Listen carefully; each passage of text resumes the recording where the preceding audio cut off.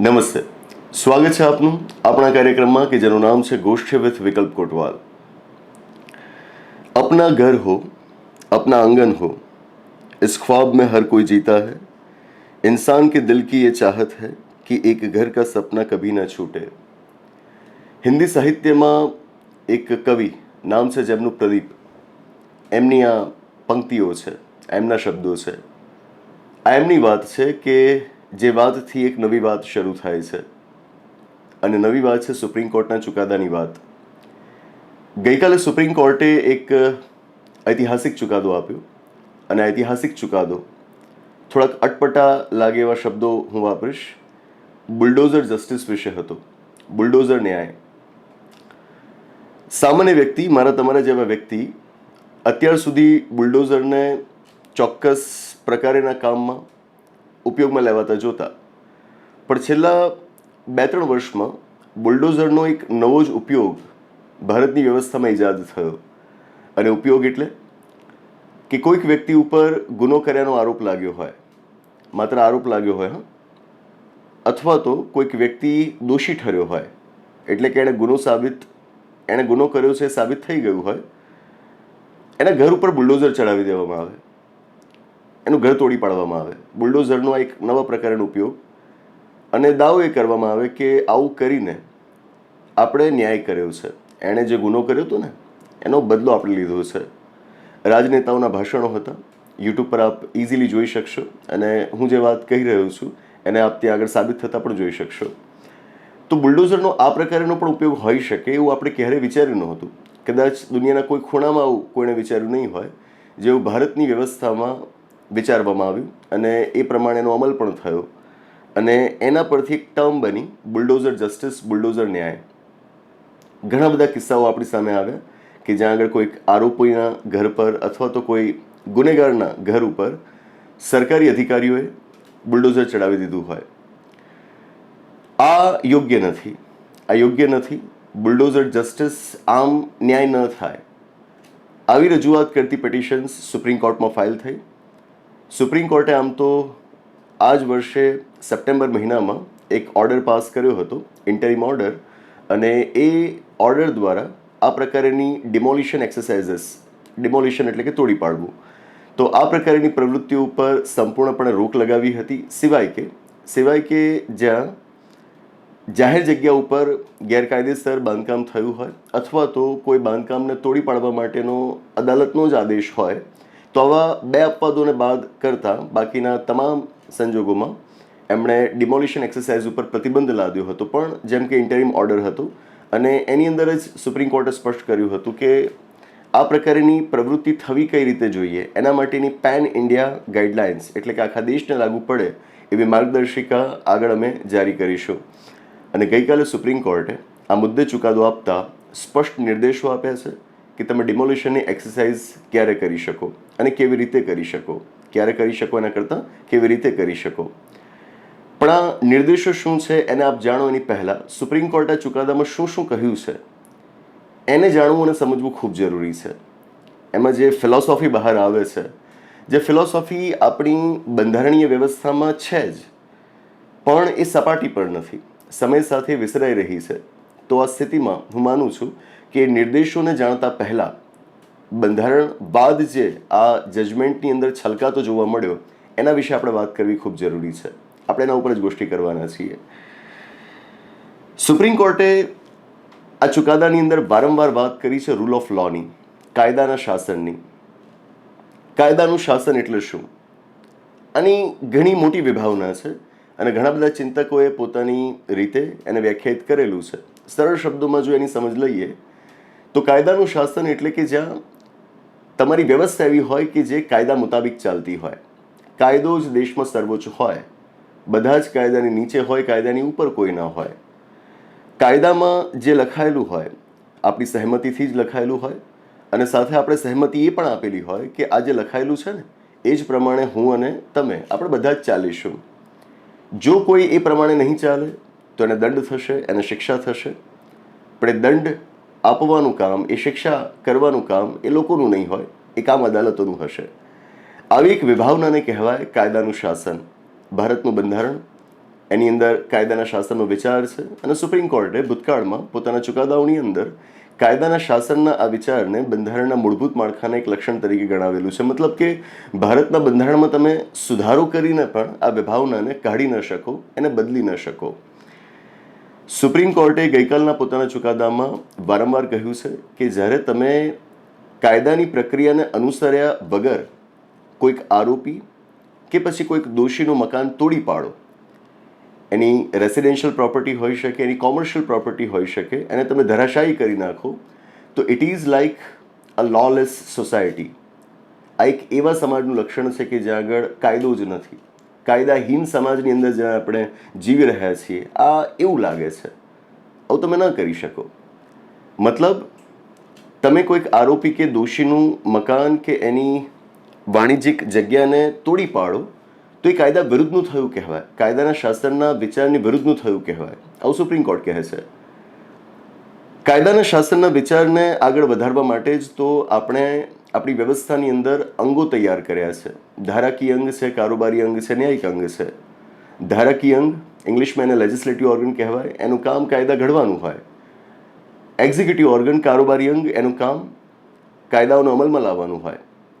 અને judicial organ, ન્યાયિક અંગનું કામ હોય કાયદાઓના અર્થઘટનનું. અન્યાય થયો છે તો ત્યારે ન્યાય ડિલિવર કરવાનું.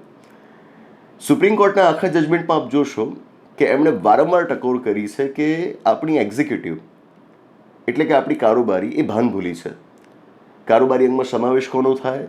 તો સમાવેશ થાય અધિકારીઓ અને કર્મચારીઓનો. તમે એમાં પોલિટિકલ એક્ઝિક્યુટિવનો પણ સમાવેશ કરી શકો, એટલે કે આપણી સરકાર, મુખ્યમંત્રી, પ્રધાનમંત્રી, એમના મંત્રીઓનો પણ સમાવેશ કરશો.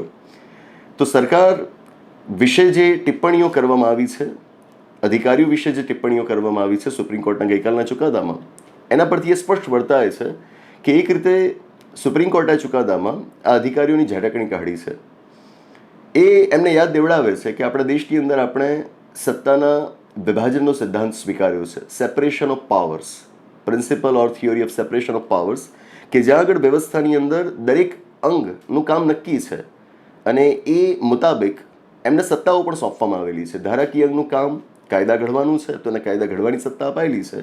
ન્યાયિક અંગનું કામ ન્યાય આપવાનું છે તો એને ન્યાય આપવા વિશેની સત્તા અપાયેલી છે. અને કારોબારી અંગનું કામ એ વહીવટ કરવાનું છે, કાયદાઓને માત્ર અમલમાં લાવવાનું છે, એનાથી વિશેષ કાંઈ નહીં. તો એને એ પ્રકારની સત્તાઓ અપાયેલી છે.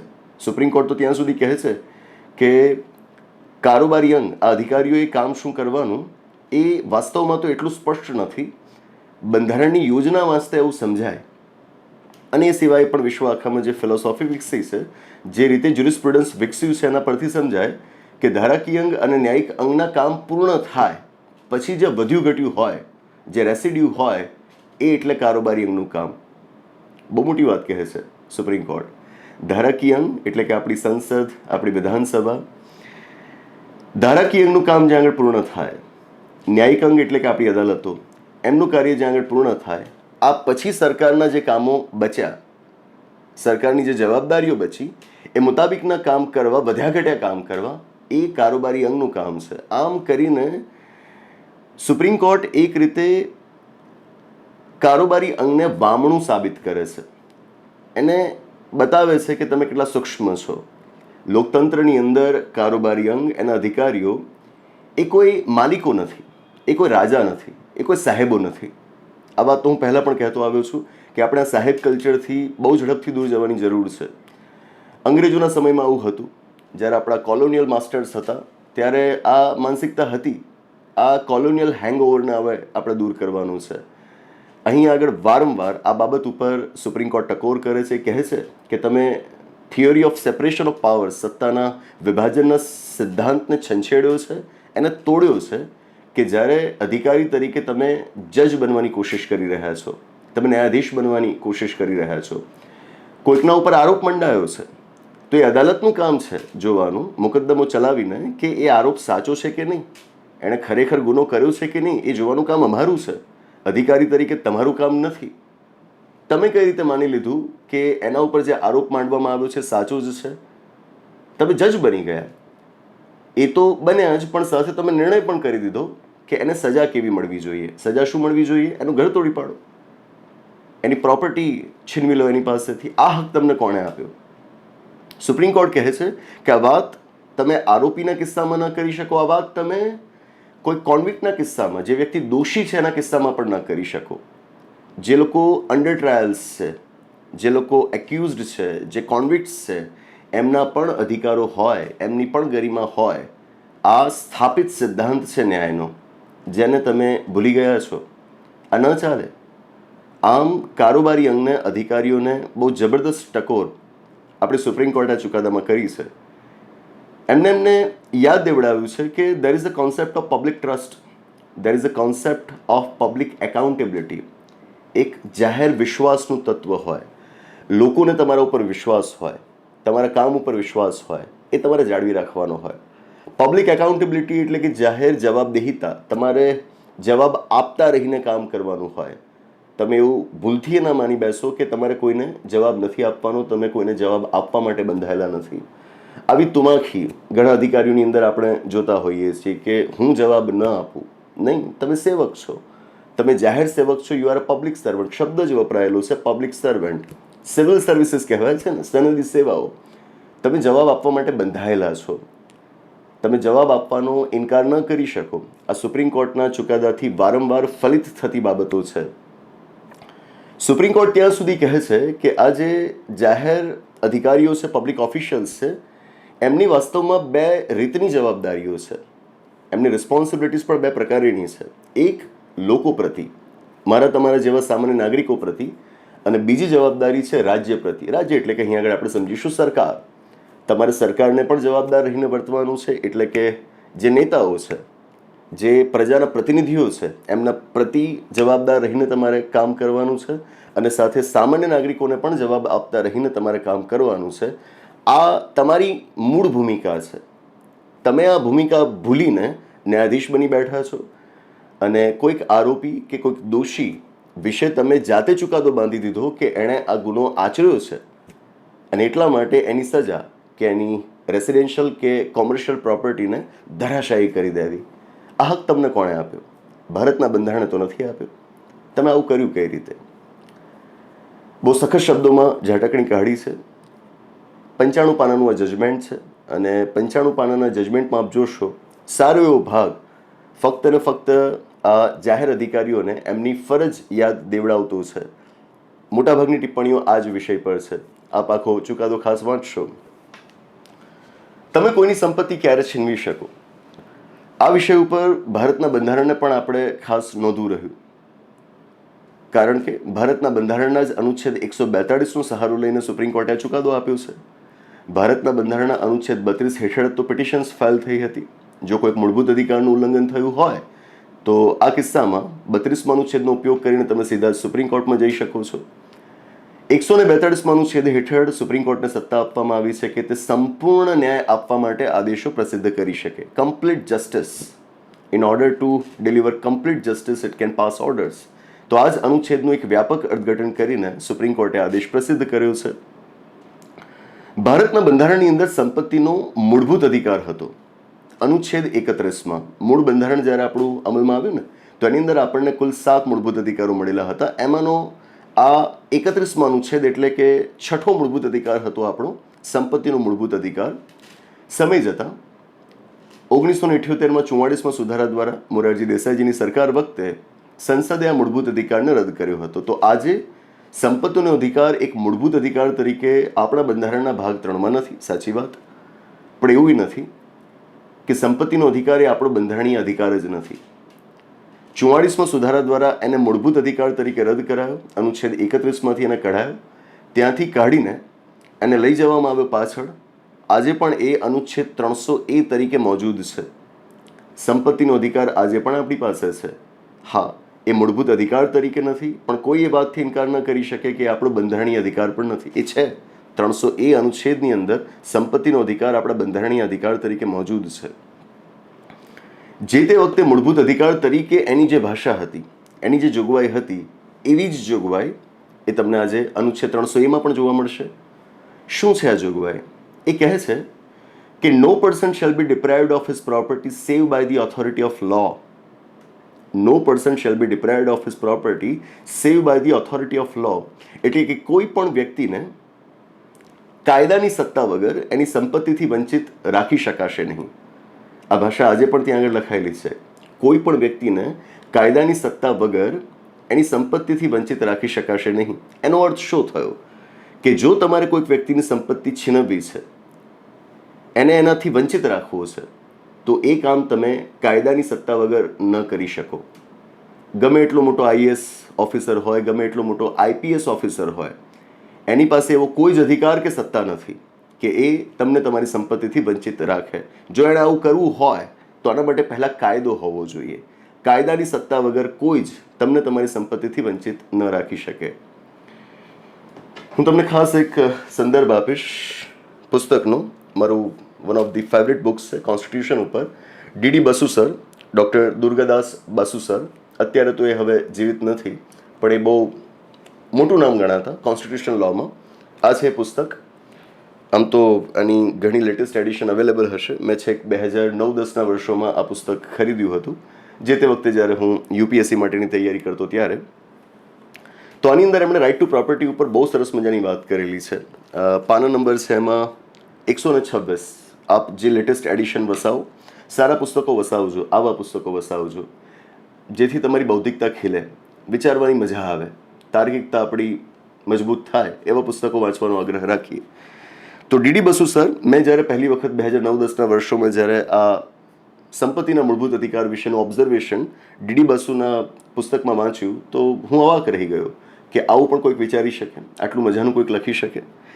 તો 126 નંબરના પાના ઉપર મારી પાસે જે એડિશન છે એમાં, જૂની એડિશનમાં, જે ફંડામેન્ટલ રાઇટ ટુ પ્રોપર્ટીને એમણે સમજાવેલું છે, એમાં તેઓ કહે છે કે no person shall be deprived of his property save by the authority of law. આવું લખેલું હતું બંધારણમાં. અર્થ શું થાય તો એ કહે છે કે ધીસ ઇમ્પ્લાઇડ દેટ, આનો અર્થ એ થાય short of the consent of the honour, એટલે કે સંપત્તિનો જે માલિક છે એની મંજૂરી વગર અ મેન્સ પ્રોપર્ટી, કોઈ પણ વ્યક્તિની સંપત્તિ can be taken only by the consent of the nation.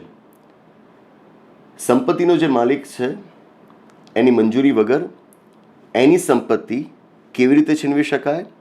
માત્ર ને માત્ર રાષ્ટ્રની સહેમતીથી, રાષ્ટ્રની મંજૂરીથી.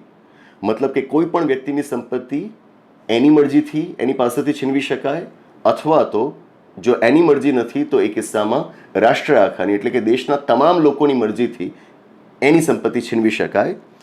Consent of the nation as embodied in the laws passed according to the constitution. પણ દેશના તમામ લોકો આ વાતને મંજૂરી આપે છે કે એની સંપત્તિ છીનવી લો. એ કેવી રીતે નક્કી કરવું? તો ડીડી બસુ સર કહે છે આ નક્કી શાના આધારે થાય કે એની સંપત્તિ છીનવવા માટેનો જે કાયદો ઘડવામાં આવ્યો છે એના આધારે. કાયદો કોણ ઘડે? પ્રજાના પ્રતિનિધિઓ ઘડે. આપણે જેમને નેતા તરીકે ચૂંટીને મોકલ્યા છે એ ઘડે. તો જ્યારે એમણે કોઈકની સંપત્તિ છીનવવા માટેનો કાયદો ઘડ્યો છે, એનો અર્થ એ થયો કે એની સંપત્તિ છીનવવા માટેની મંજૂરી આપણે બધાએ આપી છે. એટલે ડીડી બસુ સર લખે છે કે જ્યાં સુધી કાયદો ન હોય ત્યાં સુધી તમને કોઈ હક નથી બનતો કે તમે કોઈકની સંપત્તિ છીનવી શકો. જે વાત બંધારણની જોગવાઈથી ફલિત થાય જ છે, પણ એને બહુ વ્યાપક રીતે ડીડી બસુ સર સમજાવે છે. એ કહે છે કે એની property which is seized by the police, કોઈ પણ સંપત્તિ કે જે પોલીસ દ્વારા છીનવી લેવામાં આવી હોય, or the government without proper legal authority will be released at the intervention of the court. Police દ્વારા કે સરકાર દ્વારા જો કાયદાની સત્તા વગર કોઈની પણ સંપત્તિ છીનવી લેવામાં આવી હોય તો એ સ્થિતિમાં એ અદાલતનું કામ રહેશે કે એને એ સંપત્તિ પાછી અપાવડાવે.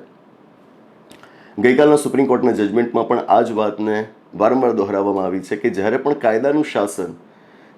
કાયદાનું શાસન રૂલ ઓફ લો ખતરામાં જણાય ત્યારે જવાબદારી બની જાય છે આપણી અદાલતોની કે એને પુનઃસ્થાપિત કરે, એની રક્ષા કરે. ભારતના બંધારણ વિશે પણ કહેવાય છે રૂલ ઓફ લો એસ્ટાબ્લિશ કરવા માટે તો આપણે કોન્સ્ટિટ્યુશન બનાવ્યું છે. તો ભારતના બંધારણની રક્ષા કરવાની જવાબદારી એક રીતે આપણે સુપ્રીમ કોર્ટના હાથમાં સોંપેલી છે. ભારતનું બંધારણ આપણે જ તો ઘડ્યું છે અને આપણે જ સામૂહિક રીતે આ જવાબદારી સુપ્રીમ કોર્ટને સોંપી છે કે જ્યારે જ્યારે કાયદાનું શાસન ખતરામાં આવે ને ત્યારે તમે એની વહારે આવજો. અને સુપ્રીમ કોર્ટ ગઈકાલે આવી પણ ખરી. સુપ્રીમ કોર્ટ નોંધે છે કે જ્યારે તમે કોઈક આરોપી અથવા તો દોષીનું મકાન, એનું ઘર કે એની દુકાન એને તોડી પાડો છો, તો એ એક રીતે ખોટું આમ પણ કહેવાય કે તમે એ ઘરમાં રહેતા લોકોને નિરાધાર કરી રહ્યા છો. એ ઘરમાં એ આરોપી કે દોષી એકલો થોડો રહેતો હતો, એનો પરિવાર પણ રહેતો હશે, એના સ્પાઉસ રહેતા હશે, એમના પત્ની કે પછી પતિ રહેતા હશે, એમના બાળકો રહેતા હશે, એમના વૃદ્ધ મા બાપ રહેતા હશે. તમે એમનો આધાર કેવી રીતે છીનવી શકો? ભારતના બંધારણના અનુચ્છેદ 21માં જ્યાં જીવન અને અંગત સ્વતંત્રતાના મૂળભૂત અધિકારની વાત કરાયેલી છે, સુપ્રીમ કોર્ટે પહેલાં કહેલું છે કે જીવનના આ મૂળભૂત અધિકારના અર્થમાં રાઇટ ટુ શેલ્ટર પણ આવી જાય, માથે છત હોવાનો અધિકાર પણ આવી જાય.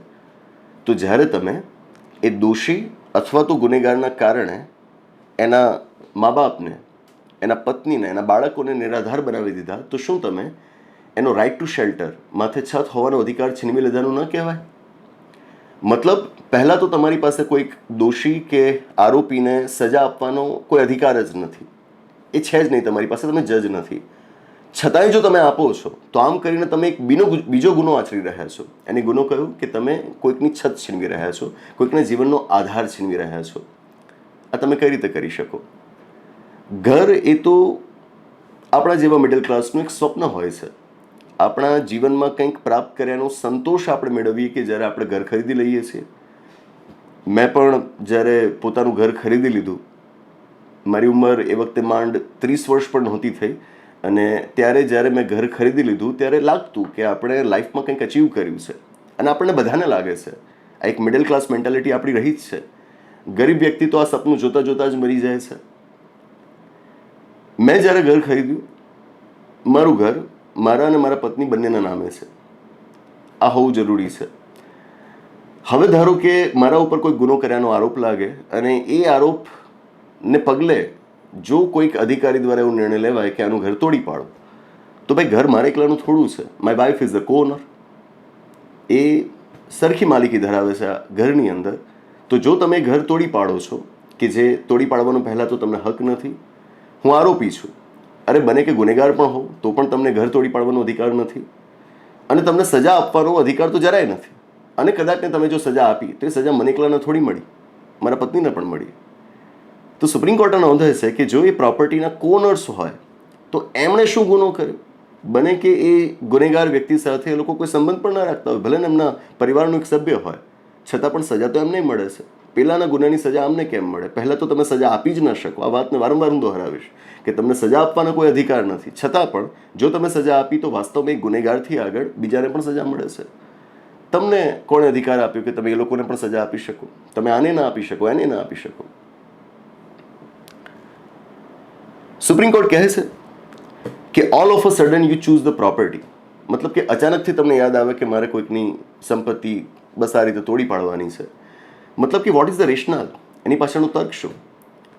અને એમાંય આપણે ત્યાં ઇલીગલ કન્સ્ટ્રક્શન્સ તો થતા જ હોય છે. આ ઇલીગલ કન્સ્ટ્રક્શન્સની અંદર તમે ચોક્કસ ઘરોને જ પસંદ કરો તોડવા માટે.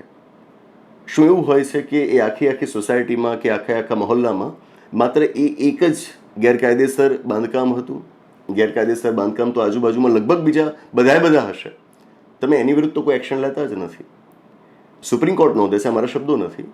સુપ્રીમ કોર્ટ કહે છે કે આ સૂચવે છે કે અહીં આગળ માત્ર સજા આપવી, ન્યાય આપવો એકમાત્ર ઉદ્દેશ્ય નથી. આની પાછળ કોઈક ને કોઈક બીજો મોટિવ રહેલો છે, પોલિટિકલ મોટિવ રહેલો છે. સુપ્રીમ કોર્ટ નોંધે છે. બહુ ગંભીર ટિપ્પણીઓ છે. કોઈ સમુદાયનું નામ અહીં આગળ સુપ્રીમ કોર્ટે નથી લીધું, કે કોઈ સરકારનો પણ, કોઈ મુખ્યમંત્રી કે બીજા કોઈનો ઉલ્લેખ એમણે નથી કર્યો, પણ મર્મ એનો કંઈક એવો છે કે જેથી આંગળી ચોક્કસ તરફ ચીંધાય છે, અને આને આપણે સમજવું રહ્યું. આગળ સુપ્રીમ કોર્ટ કહે છે કે જો આવું હવે થયું, પહેલાં થતાં થઈ ગયું, પણ જો હવે આવું થયું તો આના માટે જે તે અધિકારીઓને જવાબદાર માનવામાં આવશે. દે શેલ બી હેલ્ડ એકાઉન્ટેબલ. અને જો એ ખોટી રીતે એમની સંપત્તિ છીનવવામાં આવી છે ને, તો એની ભરપાઈ હવે અધિકારીઓએ કરવાની રહેશે. એમને ફરીવાર એ મકાન બનાવી આપવાની જવાબદારી એ અધિકારીઓની રહેશે, અને એ પણ સરકારી પૈસામાંથી નહીં, પોતાના અંગત ખર્ચ કરીને એમણે જે ગેરકાયદેસર રીતે કોઈકની પ્રોપર્ટી તોડી પાડી છે એ એમને પાછી બાંધી આપવાની રહેશે. ઉપરાંતને એને જે કંઈ પણ નુકસાન થયું છે એની ભરપાઈ પણ અધિકારીએ પોતાના અંગત ખર્ચમાંથી કરવાની રહેશે. આ જરૂરી હતું. સુપ્રીમ કોર્ટના નિર્દેશ ખૂબ કડક છે. નિર્દેશ તો ઘણા જ લાંબા છે, લગભગ 2 થી 3 પાનામાં છે, પણ આ વાત એમાં બહુ મહત્વપૂર્ણ છે કે અધિકારીઓને સંપૂર્ણપણે અહીં આગળ જવાબદાર ઠેરવવામાં આવ્યા છે. ડિરેક્શન્સમાં કહેવાયું છે કે જ્યારે પણ તમારે કોઈકની સંપત્તિ આ રીતે તોડી પાડવી હોય તો તમારે પહેલાં નોટિસ આપવાની હોય. નોટિસ તો પહેલાં પણ આપેના દાવા કરાતા, અગાઉ જે કિસ્સાઓ બન્યા ત્યાં પણ દાવા કરવામાં આવતા, પણ સામે પક્ષે એ પણ દલીલ થતી કે તમે નોટિસ આપી હોય પાછલી કોઈક તારીખથી, મતલબ કે તમે કહી દીધું હોય કે મેં તો 2 અઠવાડિયા પહેલાં નોટિસ આપી હતી, નોટિસ આપી જ ના હોય, તો હવે એને સાબિત કઈ રીતે કરવું? બરાબર. તો સુપ્રીમ કોર્ટ કહે છે કે તમારે નોટિસ આપવાની રહેશે, અને નોટિસ આપ્યા બાદ જો ડેમોલિશનનો ઓર્ડર આવે, એટલે કે એને તોડી પાડવાનું છે એનો આદેશ આવી જાય, તો એ આદેશની સામે એમને અપીલ કરવા માટેની પણ તક આપવાની રહેશે. કોઈ પણ આદેશ ફાઇનલ ના હોય સિવાય કે સુપ્રીમ કોર્ટનો આદેશ. તો નિમ્ન સ્તર પરથી જ્યારે પણ આ પ્રકારનો કોઈક આદેશ પ્રસિદ્ધ થાય તો એમાં અપીલની વ્યવસ્થા હોય. You should always be in a condition to challenge the same. અહીં આગળ કેમ નહીં? તો જો ડેમોલિશનનો ઓર્ડર આવ્યો છે તો એને ચેલેન્જ કરવા માટેની પણ વ્યવસ્થા હોવી જોઈએ. જ્યારે એને નોટિસ પાઠવવામાં આવી છે ત્યારે એની રજૂઆત સાંભળવા માટેની પણ વ્યવસ્થા હોવી જોઈએ, હિયરિંગ થવું જોઈએ, એમ કહે છે સુપ્રીમ કોર્ટ. અને કહે છે કે આ જે હિયરિંગ થાય ને એના મિનિટ્સ પણ તમારે રેકોર્ડ કરવાના રહેશે. એટલે કે ત્યાં આગળ શું શું ચર્ચાઓ થઈ એ ચર્ચાઓને પણ તમારે નોંધવાની રહેશે. અને આખરે આ બધું જ કર્યા બાદ કેમ ડેમોલિશન કરવું, એ સંપત્તિને તોડી પાડવી, એ જ તમને શ્રેષ્ઠ રસ્તો લાગ્યો, એ અધિકારીએ લખવાનું રહેશે. એમને તમે ડેમોલિશન નહીં કરી શકો. તમારે સ્પષ્ટ કારણો ત્યાં આગળ સમજાવવાના રહેશે, તમારું રિઝનિંગ આપવાનું રહેશે કે કેમ ડેમોલિશનને જ તમે સાચો રસ્તો માન્યો આખા કેસની અંદર, એ તમારે સમજાવવાનું રહેશે.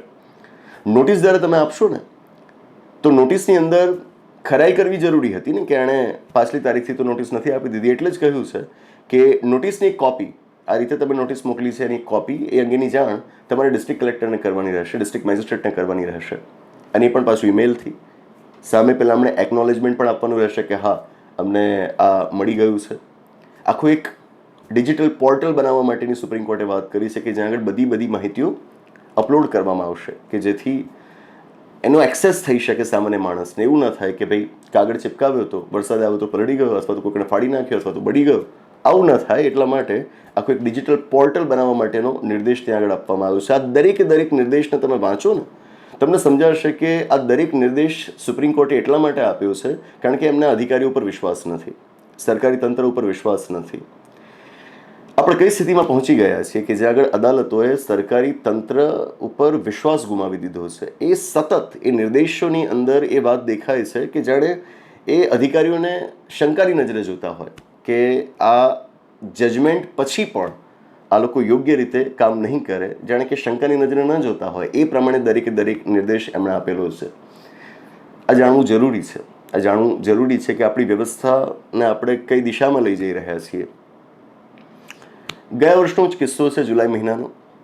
આપણા અમદાવાદમાં ઘટના ઘટી કે જ્યાં આગળ એક છોકરો પૂરપાટ ઝડપે ગાડી હંકારીને જતો હતો અને રસ્તામાં લગભગ 9 જેટલા માણસો હતા કે જેમને એણે પોતાની કારની નીચે કચડી નાખ્યા. એ ઘટના પછી જે એના ઘેરા પ્રતિસાદ આવ્યા એ વિષય પર મેં એક વિડીયો, એક ગોષ્ઠી જે તે વખતે કરેલી હતી. નંબર મને અત્યારે ભૂલાઈ ગયો છે, આપણા પ્લેલિસ્ટમાં જોશો તો તમને ગોષ્ઠી મળી આવશે. એનું થંબનેલ જ હતું ફેસલા ઓન ધ સ્પોટ. વર્ષો પહેલાં એક મૂવી આવ્યું હતું ક્રાંતિ, બોબી દેઓલનું મૂવી હતું. હા, બોબી દેઓલ અને કદાચ અમીષા પટેલ. તો એની અંદર બોબી દેઓલ એક પોલીસ ઓફિસર બતાવાયો છે અને એવો પોલીસ ઓફિસર કે જે અન્યાયને જરાય ચલાવી લેવા માટે તૈયાર નથી, કશું જ સાંખી લેવા તૈયાર નથી અને બસ ન્યાય જ જોઈએ. તો એની અંદર વારંવાર એક ડાયલોગ આવતો રહેતો, નો રિપોર્ટ નો એફઆઈઆર, ફેસલા ઓન ધ સ્પોટ. આ કાગળ પટ્ટી કંઈ કરવાની જ નહીં, બસ ત્યાં ને ત્યાં જ ન્યાય કરી નાખવાનો. અને લોકોને બહુ મજા આવતી. સાચું કહું તો નાનપણમાં આપણે પણ બાળક તરીકે આવું બધું સાંભળીએ ને તો આપણને એમ લાગે કે હા સાચું તો આ જ છે.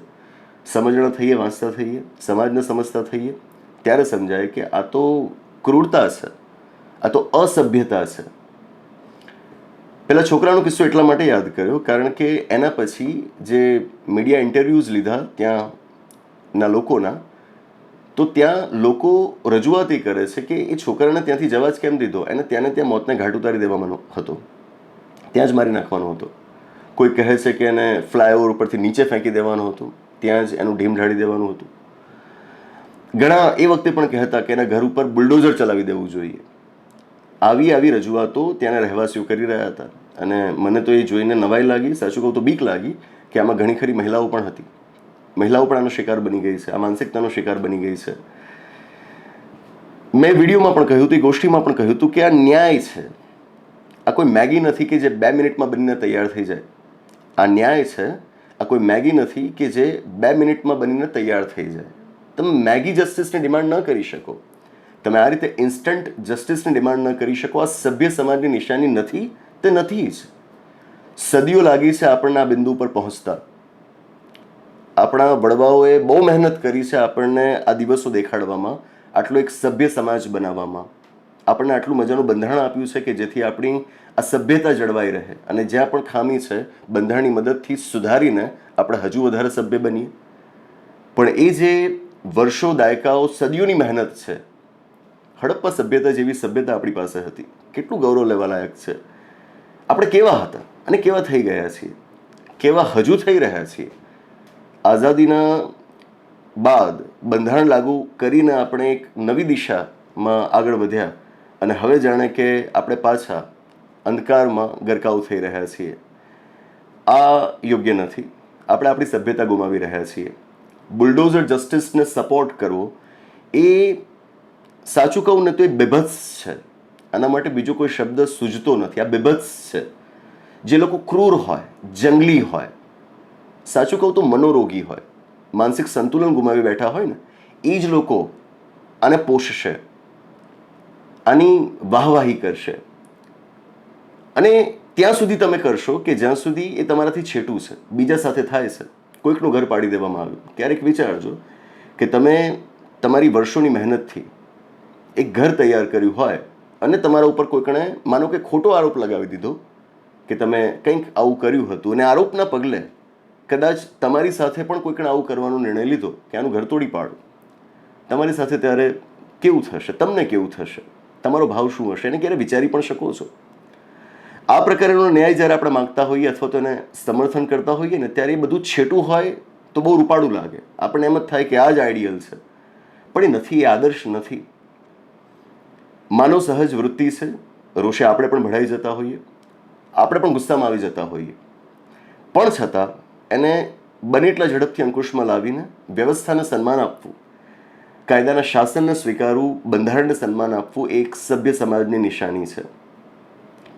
છેલ્લા અમુક વર્ષોની અંદર આપણે આનાથી દૂર થઈ રહ્યા છીએ.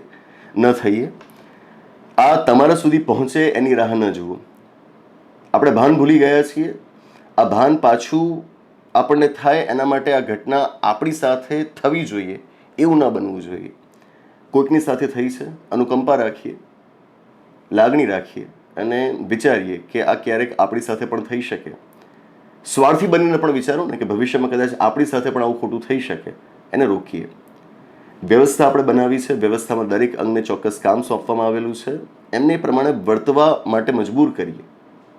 અધિકારીઓને જણાવીએ કે તમારી જવાબદારી અહીંયા આગળ પૂર્ણ થાય છે, તમારે આ જ રીતે વર્તવાનું હોય. અને એ જ વાત નેતાઓને પણ લાગુ પડે છે, જ્યુડિશરીને પણ લાગુ પડે છે, દરેક અંગ માટે લાગુ પડે છે. અને સાથે નાગરિક તરીકે આપણે જેટલા જવાબદાર હોવા જોઈએ એટલા જવાબદાર આપણે પણ બનીએ.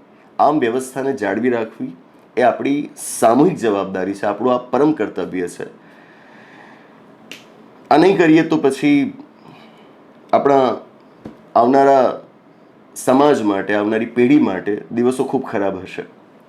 આપણે એ દેશો પૈકીના ગણાઈશું કે જે લોકો પોતાની ચેતના ગુમાવી ચૂક્યા છે. આવા ઘણા બધા દેશો છે જ વિશ્વમાં. આપણે એમાંને એક ન બની જઈએ એની તકેદારી આપણે જ રાખવાની છે. છેલ્લે એક વાત કરીશ રાહત ઇન્દોરીજીની, એક મશહૂર શાયર. એમણે એક વાત કહી હતી, લગેગી આગ તો આएंगे ઘર કઈ જદ મેં, યહાં પે સિર્ફ હમારા મકાન થોડી હૈ. આગ લાગશે ને તો એની લપેટમાં ઘણા બધા ઘર આવી જશે. અહીં આગળ ફક્ત અમારું એકલામનું ઘર થોડું છે, બીજાનું છે. તો આગ લાગશે તો એની અસર અમને થશે તો બીજાને થશે. તો વિચારવાનું એ હોય કે એ આગ આપણા સુધી ન પહોંચે. અને આનો એક જ રસ્તો છે કે જ્યારે જ્યારે આવો અન્યાય થતો હોય, ખોટું થતું હોય, ઇન્સ્ટન્ટ જસ્ટિસના નામે લોકો કંઈ પણ કરી લેતા હોય, તો મુખ પ્રેક્ષક ન બની રહીએ, એનો વિરોધ કરીએ, ખોટું છે ત્યાં આગળ બોલીએ. નહીં બોલીએ તો એનું નુકસાન આપણે જ વેઠવાનું આવશે. બસ એ જ. તો કહેવાતા બુલડોઝર જસ્ટિસ વિશે આ એક ગોષ્ઠી કરવાની હતી. વાતો પહેલાં પણ કરવાની ઈચ્છા બહુ હતી, પણ પ્રસંગો એવા હતા કે જેમાં વાતો રાજનૈતિક ધોરણે વધારે મૂલવવામાં આવી રહી હતી. અને હું રાજનૈતિક બાબતોને બને એટલી છેટી રાખું છું. મને કાનૂની દૃષ્ટિકોણ પહેલો ગમે. સમાજનું હિત અને કાનૂની દૃષ્ટિકોણ, આ બેની વાત મને પ્રાથમિકતા આપવી યોગ્ય લાગે, બાકીની વાતો પછી આવે. તો એટલા માટે હું એના ઉપર ગોષ્ઠી ટાળતો હતો. પણ આખરે હવે જ્યારે સુપ્રીમ કોર્ટે આટલું સરસ મજાનું 101 પાનાનું જજમેન્ટ આપણને આપ્યું છે અને એમાં આપણને ઘણી બધી વાતો યાદ દેવડાવી છે, ત્યારે એના ઉપર તો ગોષ્ઠી કરવી જ રહી. તો એટલે આજે આપણે આ ગોષ્ઠી કરી. બસ એ જ. તો આની સાથે આ ગોષ્ઠીને અહીં આગળ સમાપ્ત જાહેર કરીએ છીએ. આવનારા એપિસોડમાં આવી જ કોઈક નવી વાત સાથે, એક રસપ્રદ ચર્ચા સાથે, એક નવી ગોષ્ઠી સાથે પાછા મળીશું. આભાર. નમસ્તે.